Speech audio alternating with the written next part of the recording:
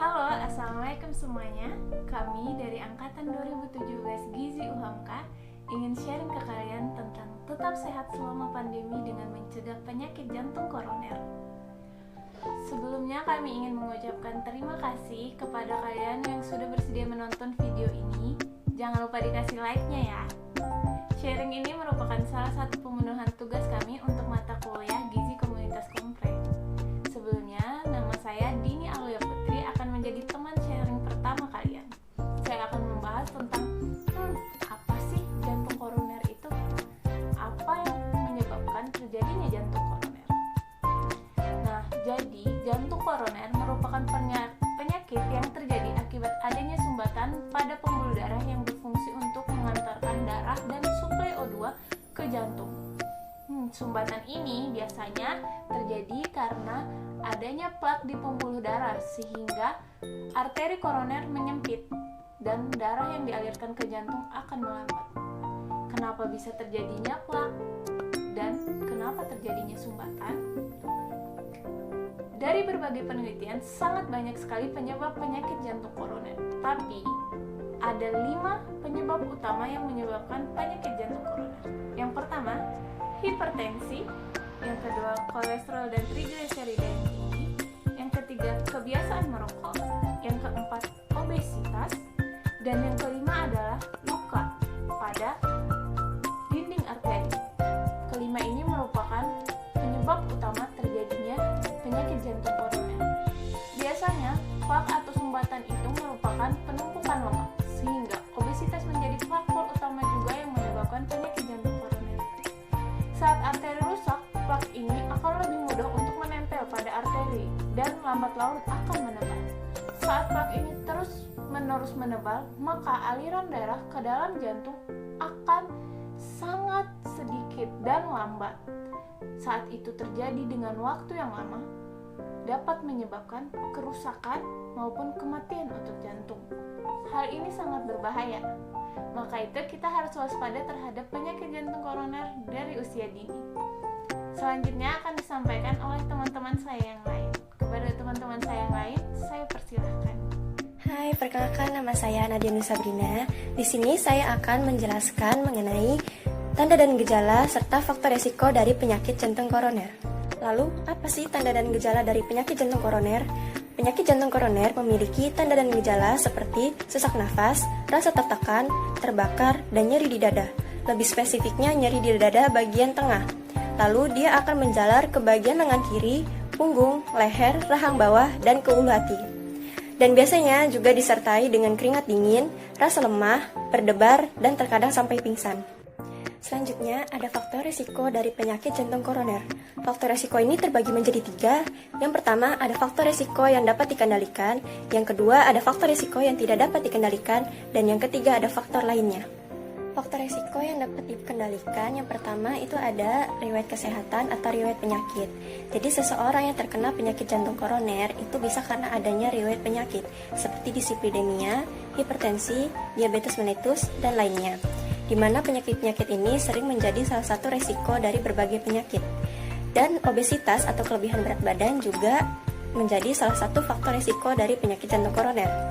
Ada penelitian yang mengungkapkan jika seseorang yang menderita penyakit diabetes mellitus itu beresiko 6 kali lebih besar untuk terkena penyakit jantung koroner. Adapun penelitian lain mengungkapkan jika seseorang yang memiliki penyakit dislipidemia itu beresiko 3 kali lebih besar untuk terkena penyakit jantung koroner. Yang kedua itu ada konsumsi alkohol. Alkohol ini dipersepsi sebagai racun oleh tubuh. Oleh karena itu, tubuh dalam hal ini hati akan memfokuskan kerjanya untuk menyingkirkan racun atau alkohol tersebut. Akibatnya, bahan lain yang masuk ke dalam tubuh seperti karbohidrat, protein, lemak yang bersirkulasi dalam darah harus menunggu giliran sampai proses pembuangan alkohol tersebut dalam kadar normal selesai dilakukan. Akibatnya, walaupun kita mengkonsumsi makanan dalam jumlah normal, tapi tubuh seakan-akan kelebihan makanan. Dan untuk terkena penyakit kardiovaskular seperti penyakit jantung koroner dan stroke itu akan meningkat. Yang ketiga, ada kebiasaan olahraga.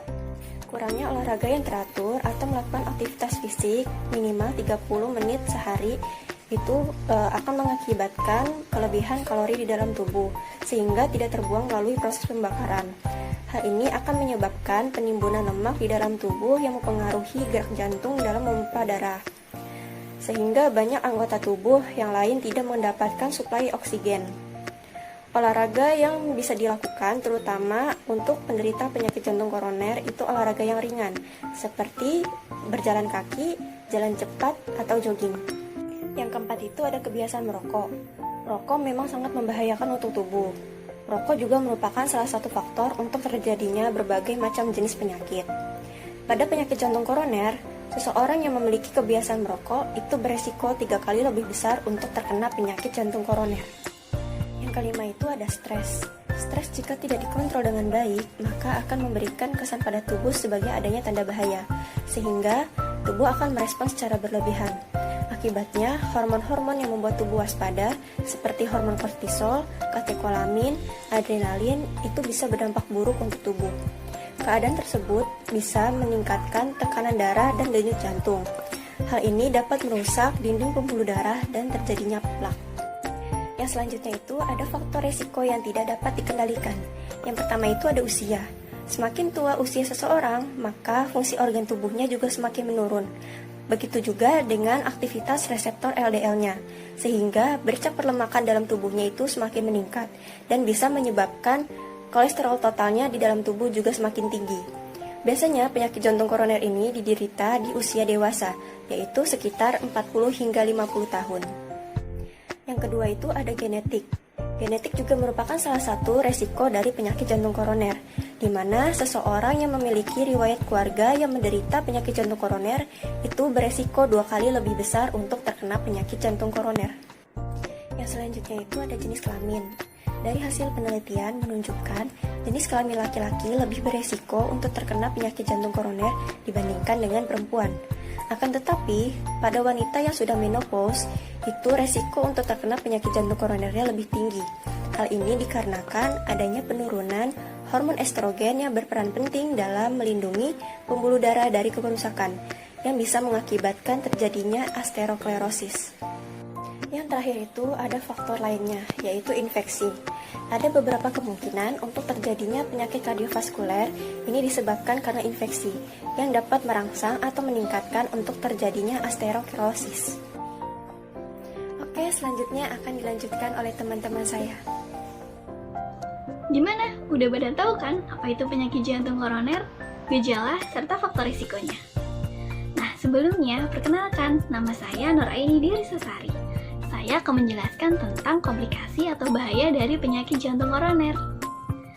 Tahukah kalian, data hasil riset kesehatan dasar berdasarkan diagnosis dokter, prevalensi penyakit jantung koroner pada penduduk semua umur menurut provinsi tahun 2018 adalah sebesar 1,5%, yang diperkirakan sekitar 2.650.340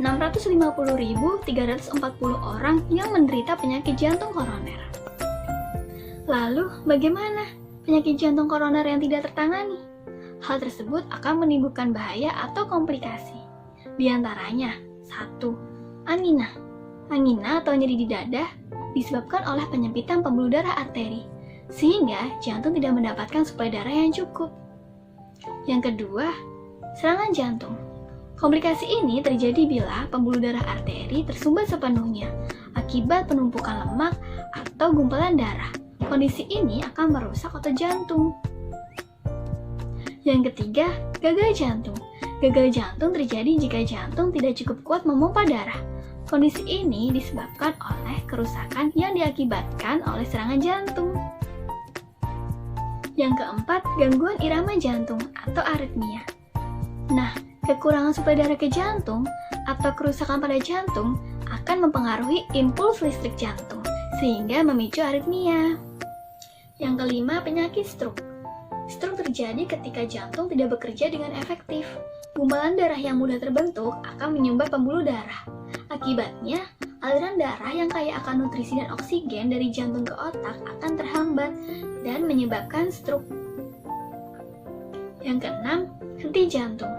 Henti jantung menandakan bahwa berhentinya fungsi jantung, sehingga akan terjadi gangguan bernapas dan kehilangan kesadaran. Kondisi ini biasa terjadi karena gangguan pada impuls listrik di jantung, sehingga tugas organ dalam memompa darah akan menjadi terganggu dan menghentikan aliran darah ke jantung. Henti jantung merupakan kondisi yang darurat. Apabila tidak segera ditangani, akan menyebabkan kematian. Nah, tadi adalah beberapa komplikasi akibat dari penyakit jantung koroner, dan masih banyak yang lainnya. Lalu, bagaimana cara mengatasinya? Cara mencegah penyakit jantung koroner. Tetap stay tune ya.